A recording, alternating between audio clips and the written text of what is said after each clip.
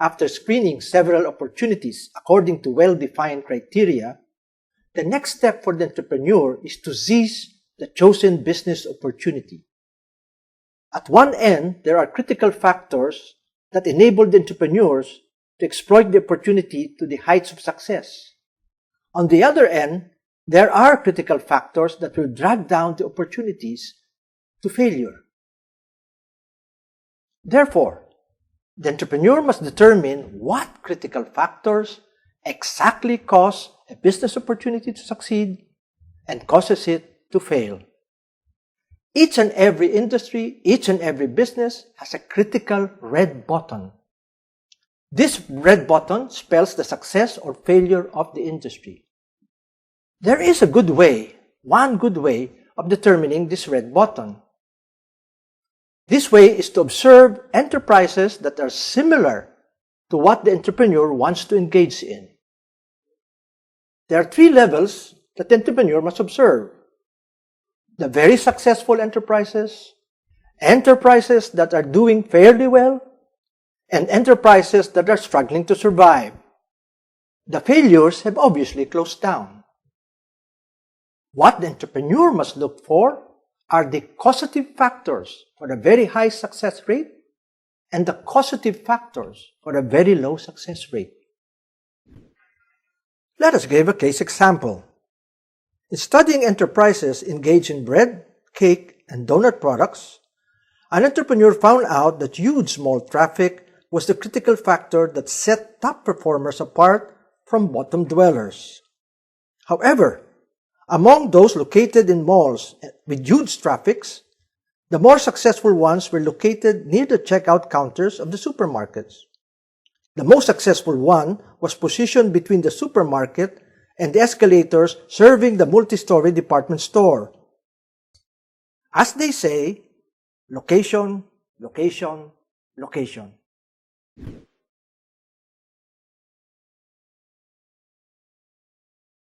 If the entrepreneur discovers several winning formulae that suggest different critical factors for the different segments of the market, then the next task is to determine the exact market positioning for the preferred opportunity. This would lead the opportunity seizer to develop the product or the service that would contain the attributes most demanded by the targeted customers. In crafting a positioning statement, the entrepreneur is well advised to lay out the positioning of competitors or substitutes in the marketplace. This can be done by lining up the perceived competitors, their products or services, their major buyers, and the attributes or features that make their products so attractive to the major buyers. The customers who are attracted to these products must be defined and described as to their profile, their characteristics and traits, their behavior and usage patterns, their preferences, and their abhorrences. From this analysis, the entrepreneur may want to determine the main value proposition of each competing product in the marketplace. The entrepreneur can follow this suggested format for the analysis of competitors' products. Let us look at this grid. At the horizontal plane are the competitors' products, competitor 1, 2, 3, 4, and so on.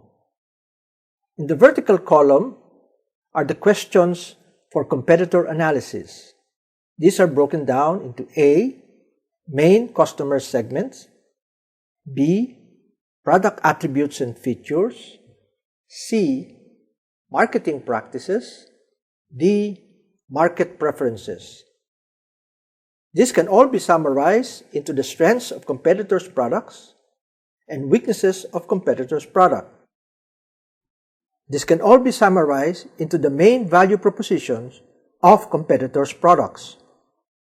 The opportunity seizer may then want to picture the relative positioning of the different competing products in two-dimensional diagrams.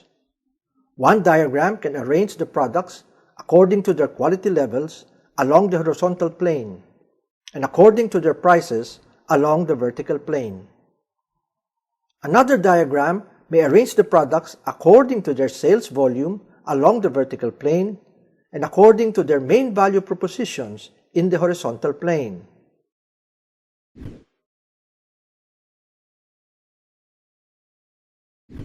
After making an assessment of competing products, the entrepreneur or opportunity seizer must then conceptualize his or her own product. A concept is an idealized abstraction of the product or service to be offered to the preferred market of the entrepreneur. The most important decision at this point is to determine the main value proposition of the product to be offered by the entrepreneur. There are several possible options or directions. The first is to create a concept similar to the winning products and ride with the obvious market trends. The second is to find a market niche that has not been filled by the competitors. The third is to conceptualize a product in a positioning category where the participants are rather weak. The fourth is to conceptualize a product that would change the way customers think, behave, and buy, thus making existing products obsolete or old-fashioned. Let me give you an example of product conceptualization. This is furniture for the cozy condominium cocooner. After noticing the trend towards condominiums, condotels, townhouses, apartment lofts, second homes, and vacation houses among the upper middle to the high income segments, a furniture maker scanned the competitors' products offerings.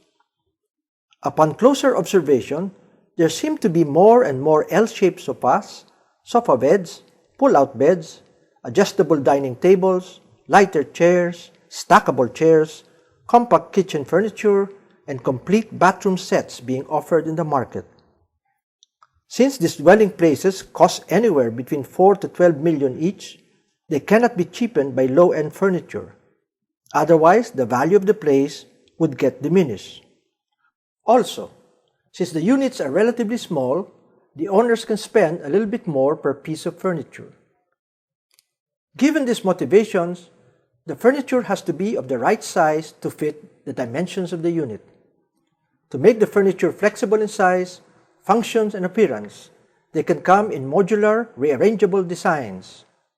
The furniture must be light and appear light, for easier movement and to project a more roomy image.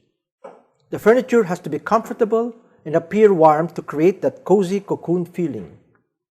If plastics or light metals are to be used, they must be ergonomically engineered and creatively styled so as not to be hard on the body and stiff to look at.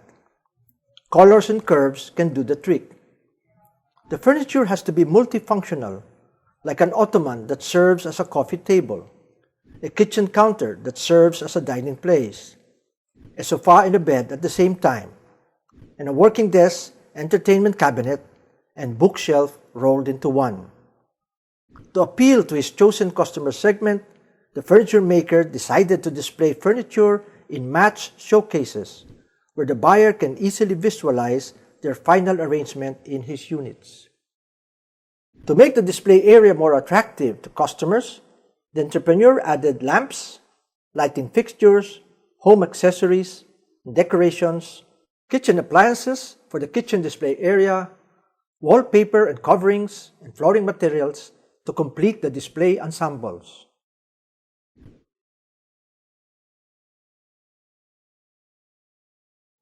From conceptualization, the entrepreneur proceeds to the design, prototyping, and testing of the concept. Designing means that the entrepreneur must render the concept and translate it into its very physical and very real dimensions. The opportunity seizer should then attempt to build the prototype of the product for alpha testing, meaning testing by the maker himself. Once a workable prototype is produced, it should be subjected to beta testing or critiquing by possible customers through focus group discussions, surveys, demonstration sessions, and the like. The product testing process enables the entrepreneur to evaluate and critique the opportunity in a very serious way. The next obvious step is to fully develop the product or the service. But before doing this, the entrepreneurs must tackle two things. First, how much resources do I actually have to seize this opportunity? And second, what are the organizational implications of this opportunity?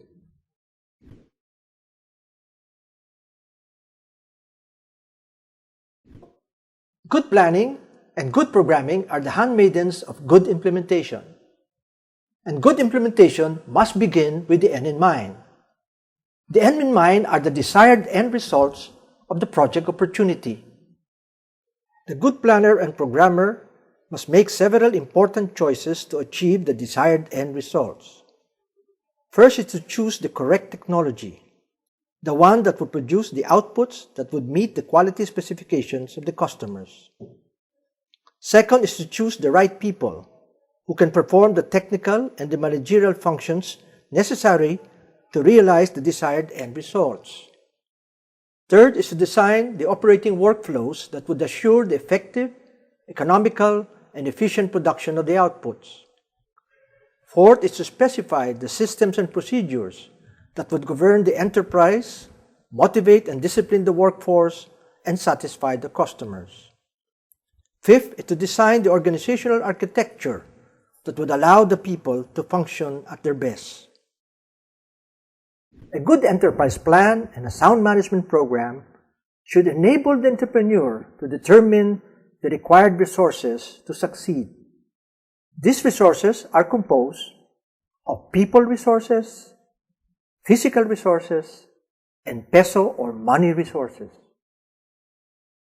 The people and physical resources will be dictated by the sales volumes targeted, the technology to be utilized, and the capabilities envisioned by the workforce. Sales volume will determine the quantities of materials, supplies, power, space, people, operating expenses, and other requirements. Technology will define the capital expenditure and work processes necessary to get things done. The capabilities of the people would calibrate the salaries and wages, benefits and allowances, travel and transportation, and other people-related expenses. The peso or money resources would in turn depend on the people and the physical resources, plus other financial requirements related to establishing and nurturing a business. Opportunity seizing is all about choosing and implementing the best opportunity. We discuss 4 areas in opportunity seizing. The first one is to define the critical factors for success or for failure. The second one, we looked at the relative positioning of competitors and we determined the proper main value proposition of our own product or service. For the third, we looked at product conceptualization, product design, product prototyping, and product testing. For the fourth, we look at good opportunity implementation. Good opportunity implementation means good planning, good programming, and the mobilization of the correct resources to make sure that the plan and the program works.